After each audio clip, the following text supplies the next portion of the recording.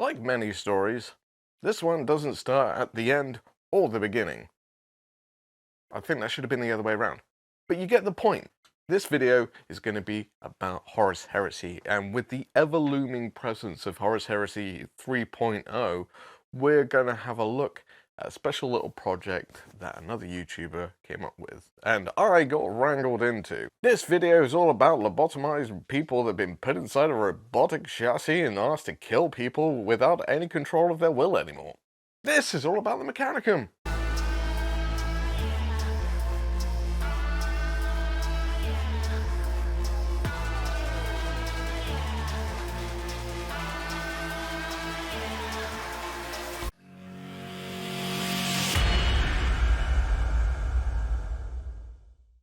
Ladies and gentlemen, my name is Elston. Welcome to my channel, Elstonation. I'm a miniature nerd, weird guy. As in, I'm not miniature and I'm a nerd, although I am pretty small, so I could be a miniature nerd. I'm mainly a nerd that deals in miniatures. Anyway, completely off topic there. In this video, we're going to cover all the aspects of painting a Mechanicum Battle Force. One I don't think you can actually get anymore, but it hopefully should give you some tips and tricks of how I went about it and how it might help you go about painting yours as well. With all of my videos recently, you may have noticed a certain character called the narrator. He is under contract, so every time I make a video, he has to show... I'm here, I'm not late, I just tripped over something. Yeah, he's here. You were about to start the show without me, weren't you? I didn't forget you, it was literally just announced. Too bloody right, I'm the most important part of this thing that you call a YouTube channel. The narrator's here to help out. If you're confused about it, so am I. You're always confused. It's just something that's happened. I got signed into a contract. I'm stuck with this. I'm sorry. Why are you sorry for the best part? Anyway, this is Ollie. He is a YouTuber. He has a channel called Broadsword Wargaming. There will be a link below. He also has a shop in Ireland called Broadsword Wargaming. So he's an arms dealer? He doesn't actually sell broadswords. Is this a euphemism for kinky stuff? Those aren't broadswords. That's your dirty imagination. I'm not the one that branded myself on male genitalia. Right. Okay. And Ollie is doing a big project with other YouTubers as well, and I got invited in. So he asked me if I could paint him up some robots. We are talking about the Mechanicum. Oh, this is when you say let's get into it. I was just about to say let's get into it, but then you interrupted me and I was stalling because I have to explain that we were just about to get into it, and then you interrupted me from getting into it. I don't know about you, but I think you better get into it. Yes, let's get into it. Okay, let's get into it. Let's go! When Ollie first approached me about this project, he asked me to paint up some Mechanicum for him, and I thought, what better starting point would be the Mechanicum Battle Force. Now, I don't believe you can get this set anymore. However, I managed to grab a copy before it went out of stock. So, this is a good starting point. We've got a vehicle, we've got some medium troops, we've got a couple of heavies, and we've got some basic bog standard troops. It's a good enough force to be allied to another army. I left out all the building of this project because it was far easier to just crack on with this, and this is primarily a painting video rather than a assembly guide. However, there are definitely some tips and tricks to learn with assembly, and we'll maybe cover that in another video in the future. But starting off, we need to prime our models, and I've decided to do it a little bit differently, and I went for a gloss black primer. Since we're using a lot of metallics, the gloss black does actually lend a bit of a shine and a bit of a benefit towards metallics as well. So I went with gloss black this time, which is why everything's a little bit shiny. After the priming, we're hitting a base coat of metallic black over all the models. This is then highlighted up with gunmetal and then up with Vallejo metal color aluminium. This is a light enough metal to give us a bit of contrast here. Because this is predominantly a base coat, but we want to get some tones on this. Afterwards, we're going to be using a kind of filter color to change it to a different color. So we want to get our shading in with metallics beforehand. When doing the shadings, I tended to aim for a particular strip or line or circle because there's a lot of curved edges on this. So I wanted to pick a line essentially and make that the highlight point. And if you're going to do something like this as well, I'd suggest a similar kind of thing is pick the kind of center line and highlight that. Everything else can be a bit darker. After we've done that, we're going to blast with the airbrush with Blood Angel's Contrast Red. This is a nice color, and here is the dilemma of this kind of army. You have two options. So you can either go metals and then airbrush with a red to get a nice clean coat, or you can hand paint on the red, which is not as smooth. So there's drawbacks for both. You either go with a brush and it's not look as smooth, or you go with an airbrush, but then you're gonna have to paint in again. In this case, I decided to go with an airbrush to get the smooth effect, and then I'm gonna paint back in with the metal afterwards. After painting this army though, I have learned that there are a lot of different ways that we can mitigate this. So stay tuned for more videos on this. I've got some ideas of how to make your life easier, especially when it comes to the vehicles. But we've got our metals down, we've got our reds down. Now we're going to have to bring that detail back by blocking in all the metal colours again. But before we do that, we're going to have a nice little break and we're going to work on a tank. We're going to use some war paint, rough iron to get those tracks in. I love doing little bits like this because it's pretty damn easy. You just get a big brush and you just slack on. These are tracks, you don't need to be that neat. If it's a little bit thick, it's not that much of a problem either, because these are tracks and it's a tank and they're going to get crap stuck in the tank. And it's once you've got little steps like this where you block in colours, this is when I start to get really excited about a project, because I can start seeing it come back to life.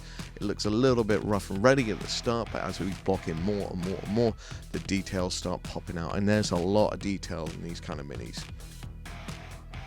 So I did an odd mix here because I wanted it not quite a light colour, but I also wanted a darker colour. I wasn't really sure what kind of colour I wanted to go for, and I didn't quite have the mix, so I mixed up some aluminium anchor metal together to try and get a colour that I was happy with. And this is the point which, as I said, is a little bit of a ball ache because we're having to paint back in. You can decide whether it's easier just painting the red on by brush. Will that save you more time? Will it not? It's down to you. But oh god, did it take a long time as well. Well, it's good to see that someone's using their brain and not exactly doing the smartest thing time efficiently wise. You just went for what looks the best. Obviously, that's the smartest thing, isn't it? Well, looking the best is a goal in itself, right? Yes, but it's not time efficient, though, is it? Well, not in this case, no. But so why'd you do it that way? because it looks best. Yes, but you're not going to win any awards for painting, are you? That's not a thing, is it? Yeah, there's awards for painting. You're telling me there's bloody awards for painting? Yeah, it's quite a thing. There's like prizes, cash prizes. Some people will like win swords and stuff. You win swords for painting? Yeah, I mean, now that you say it like that, it sounds a bit weird. Why would you win a sword for painting? I mean, I feel like this is a new level of weird. Why the hell would you give a sword to a painter? Can you imagine giving a machete to Picasso? You'd be like, oh, cool, let's join the Vincent van Gogh Club, and let's do one better and cut my nose off. It's not a good idea. Oh, life is so hard. I'm going to express it through my painting. Oh, well done. That's really good work. Here's a sword. Go have fun with all those people that annoyed you. I mean, yeah, it sounds weird, right? But it's called the Slayer Sword. Do they slay things? No, they paint things. I guess that's one way social recluses can enact their vengeance. You lot of just weird. Just weird. And with that special brand of crazy out of the way, we're going to move on to the next step. Now, we've got our reds and we've got our metallics in. We just need to add in the other colors. We also need to tone down those metals. They are rather shiny. We need to get a little bit of definition in there. At this point as well, it's down to you how you would like to interpret the next thing. But first, we're going to go with some bare bones basic stuff and put the black coloring back in. There's actually quite a large amount of black coloring on these models, blocking in square boxes, different areas. So as we add each color in, we actually add more definition in because each color breaks up from the others and we start seeing the whole model come together. So I find it quite exciting, and I went with this Magos, I went with black robes because it might be a little bit dark Mechanicum-esque. Little bit dark Mechanicum. What colors should we go for? What kind of lenses? Where should we add what? X, Y, Z. This is actually kind of the fun part. This is blocking in, and I feel this is the part where details start to really stand out and you can really have some fun and make some interesting color choices.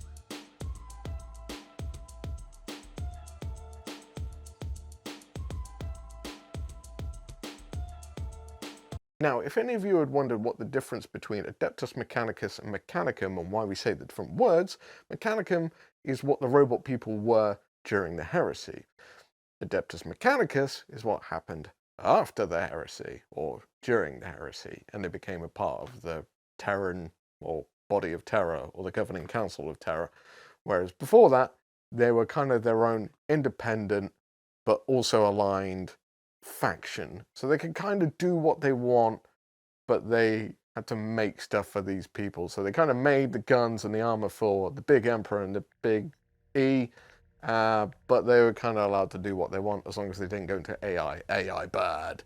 When it came to color choices as well, I had a couple of interesting decisions to make, because obviously this is a lot of red and a lot of metal. There's kind of two contrasting colors going on right there. However, the bases are also going to be a red orangey color as well, so we got a lot of hot colors going on. I wanted to cool it down, so I used a light blue, which is gravestone blue from our friends at Two Thin Coats, to try and cool the model down. So again, this is kind of time consuming. These 20 guys were the longest haul out of the lot of this, and it's a bit of a slog. There's no real way around it. However, it's definitely worth it once these are done. It does make the entire army look a lot better, but it is one of those ones you're just going to have to knuckle in and get through it. The skin was painted using grey sear as just a base coat, and then we're going to use a wash over the top of that. Abyssal blue was used for painting any of the cables, so we got a little bit of a breakup so they're not fully black, so you can kind of get a little bit more differential going on. Again, just a little bit more detail, because there's an incredible amount of detail in these minis. Don't you think Abyssal Blue is a little bit of an extreme name? Abyssal Blue. This feels very world-ending for a paint, don't you think? Well, I mean, it sounds cool. Cool? You think it sounds cool, do you? It's a dark blue. Why can't they just call it dark blue? Well, you get different tones, different variations, and it's a way for companies to kind of stamp a brand on the colours they use. Now, I have a question here. You've painted it dark blue. Why didn't you just paint it black? It makes almost no difference. Well, the next step, I'm going to add a wash over the top of it with dark tone to give it kind of a depth. Depth? How deep do you want to go? I mean, the void of fucking space is pretty fucking deep, and that's just black. Yeah, but this means it's just a, like, off black. So it's like a really dark blue with shade. Isn't throwing shade at a young person's term for an insult? If that's the case, there's shade all over this. Look, shade everywhere. Shade on his face, shade on his shoe. You're shade out of luck. You put an awful lot of effort into this stuff, and I don't understand why. I want it to look good. Bloody time wasters, if you ask me. You could be out getting a real bloody job. I do have a real job. What? Yeah, I've got a real job. But you spend hours in here. What the hell? What? I thought you just lived in here. That's why it smells so funny. It doesn't smell funny. That's just me. That's a bigger statement than you think. Anyway, there's other washes we're going to put over the top of these. Oh, great. More bloody names of paints. We're going to use strong tone for the tracks, and we're going to use light tone to vary up some of the metals from Army Painter. Wait, did you say Army Painter? Isn't that your job? You paint armies, don't you? Yeah, but this is a company called Army Painter. They stole your fucking name. No, it's their name. I'm an Army Painter. They are the Army Painter. I wonder how much they had to pay to get that kind of privilege. It's going to be one of those videos, isn't it? Damn right it is. And we're going to use some different types of metals to vary up the metallic, because there's a lot of metals going on here, and we want to change it up a bit and make it look like there's some different kind of metals being used for different parts of the robots. You know, while you've been talking, I've been looking up some very interesting details on the internet Here we go. about your heritage. Right, if you're going to go down this road, Paul Daniels, it's not my dad. Okay, he's not my dad. Neither is a raccoon my mum. Well, you know. Okay? Well, there's been some new evidence which has come to light recently where we believe someone else might be involved. Have you ever heard of a person called Gav Thorpe? Yes, I've heard of Gav Thorpe. And also recently you've had a look in the mirror, right? You think I look like him? Bingo! I mean, the resemblance is uncanny, and I've been doing some investigative work, and I think I've got some proof. Okay, I'm interested to see where this goes. So what? Gav Thorpe, why? Well, I've hired a crack team of people to get some DNA samples of Gav Thorpe. And with this, we can finally, once and for all, find out who your dad is. Gav Thorpe is not my dad. No, Hands down. No, I believe he is. I really do. And the way we can test this is quite simple. What we do is we get some of Gav's love juice. So there's so many things wrong with what you've just said that I just actually don't know where to go with this. But let me finish. We got to get Gav's So love juice. you either think Gav Thorpe and Paul Daniels are both my dad, Well, I mean, it's possible. and no raccoon. Well, no, raccoon. Oh no, obviously the raccoon's here. So it's a trifecta of Paul Daniels, Gav Thorpe, and a raccoon. Yeah, probably. Made me. Yes. Is that what you're actually saying? Well, yes. We've got to do a little bit of a test though first. So What?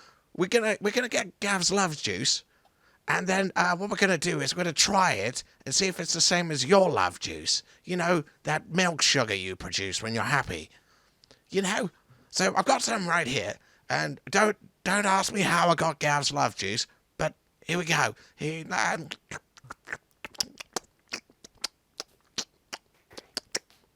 I mean, it kind of congeals in the mouth a little bit.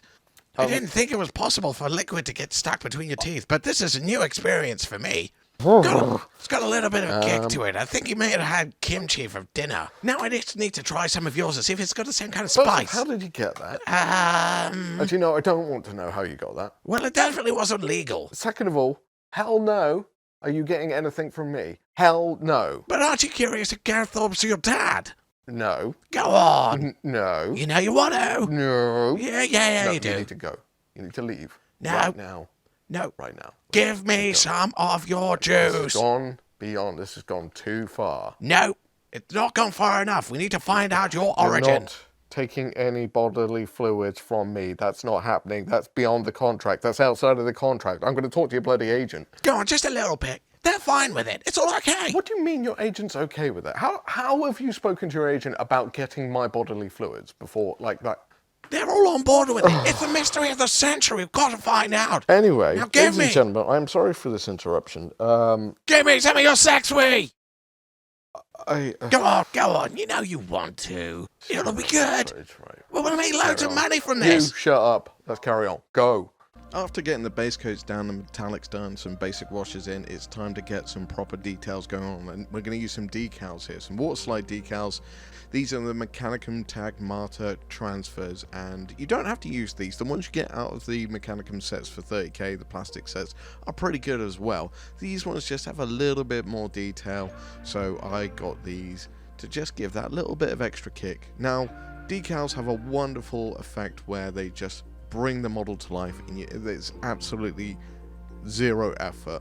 If you want to know how to do decals, I have a video up there. It's a very old one. Please excuse the oldness. That'll teach you how to do them. After that, I wanted to get some uniformity, and one of the ways to do that is to paint the bases. And I know it sounds like a simple weird step, and it's more of a psychology thing to get me to understand the colors that are going on, and we're going to get the top layer of the bases done now. So because we're only using one layer, we're using some Martian Earth from Geek Gaming Scenics here, and this is just going to go down a straight top layer, but I wanted to put an undercoat of black on there so it's all uniform. Don't really want to see silver through the orange, so that's why we put black down first. Then it's a simple case of put some Mod Podge on top, dunk them in, shake them off, and we're good to go. Nice simple bases. Nice, easy, quick win there.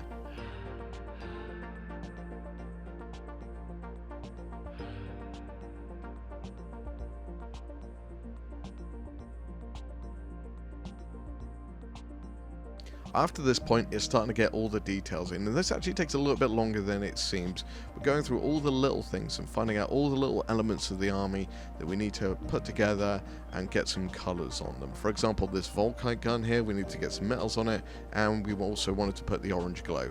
Again, I know we're dealing with a lot of warm colors here, but I've got a thing in my head that Volkites are an orange color. I don't know why, but yeah, that's what they are to me. So I just put a white base coat down and then put an orange contrast over the top. I believe this was Griffhound orange. After this point, it is, as I said, going around the models and filling in the little details. So we're going to put black on the bolter casing, we're going to put black on the Mechanicum icons and white on them as well. Then we're also going to do the little lenses, which are either greens, reds, or also we're going to do the skulls, which are the surprising amount of skulls on these models, which are not overly apparent.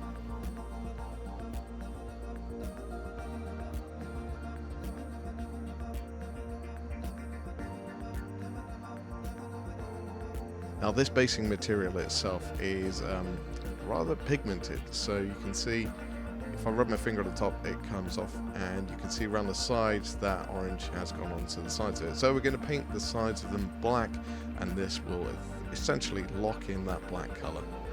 After this, we're going into painting some green bits. This is just basically a fluorescent green and highlighted with a yellow. The skulls are painted with Noble Steed as a base coat, and then Vampire Fang, and then highlighted up with Ivory Tusk from Tooth and Coat. It's a great trifecta I love.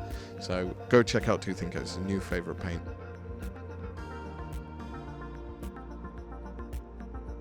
Then the lenses are painted with kind of gemstone effect, so you put a dark color green down, then a light color green, and then some white dots right in the corner.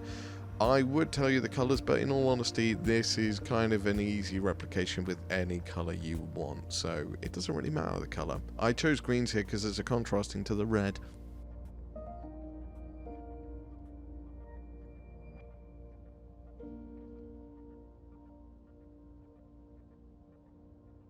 And then some of the eye lenses of the skulls got a red little glow. And that's a good chunk of our details.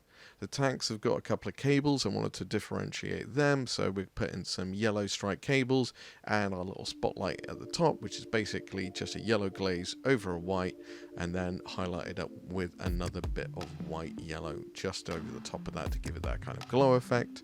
Then we're going to go back to our cable once it's been dried. We're putting a darker yellow underneath just to give it a little bit of tone, not be overly fluorescent. And then we're going to hand paint on some stripes. There's no real easy way of doing this apart from do a couple of little lines and then fill in the gaps. That's my only advice for doing hazards.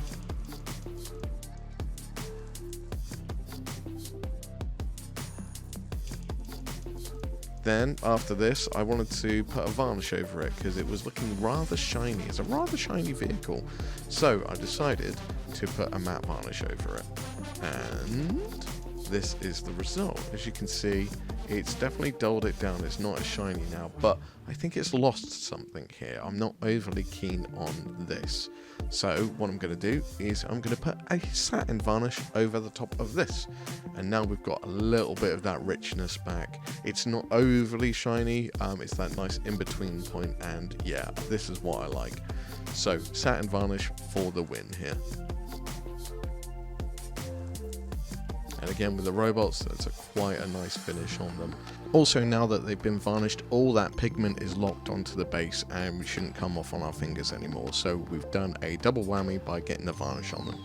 The tracks were doing my nutting, so I did a dry brush of silver over them because I wanted a little bit more detail. Again, it doesn't really matter too much about the silver that you use. Just do a dry brush. And that was kind of bugging me a little bit. So I put another wash of army paint, a strong tone, over the top of that. It's ended up being quite a few steps for the tracks. However, they're all pretty simple steps, so please don't get daunted by it. It's just a case of always mucking around trying to figure out what worked for me. And this is what worked.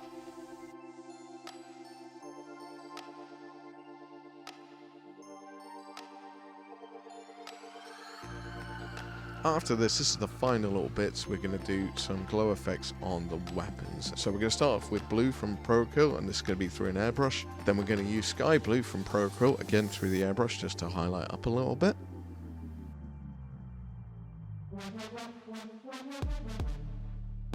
Then we're going to use sky blue mixed with a little bit of white, just to get that little bit of a higher glow.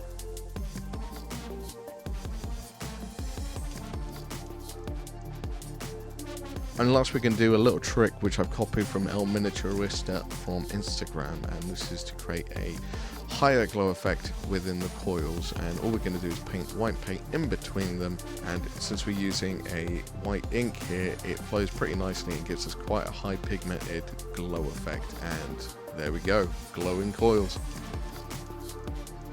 Again, the same at the top of the stuff, we just want to make it look a little bit glowy. And that is the army.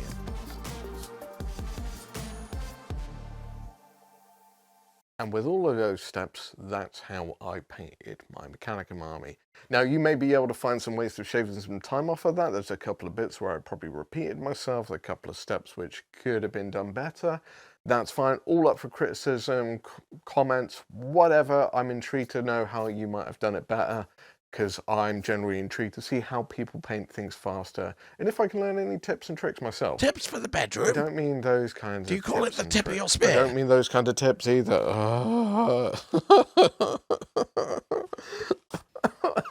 worry, you're nearly done. Anyway.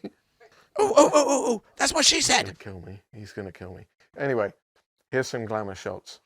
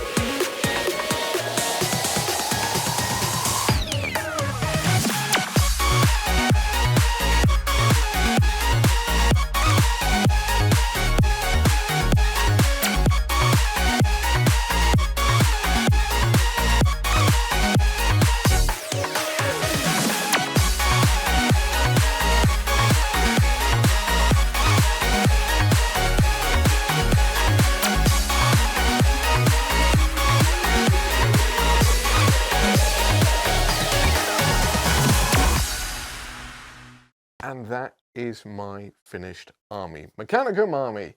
Load of robots. Lots of fun. This army's getting shipped off to Ireland, and it's going to be part of a big project that Broadsword Wargaming is putting together. A collab, a bunch of other creators are in it as well, so once I've got links for all the videos, I'll stick them down below so you can check them out. All going to be Heresy related. It's going to be a bunch of fun, so go check them out. There will be more content coming up soon regarding Heresy, so keep your eyes peeled for that. Is this Until where you next say time, goodbye? don't you interrupt me. Don't you do it. I'm finishing this one. Oh, what? Okay? I'm finishing it. Oh, someone's grown a pair of balls. Quiet. No. I dare you. Right. Your new name is Next time, Matty everyone. Thorpe. Right. But, ah! I've got to go kill someone. See you later. Bye-bye.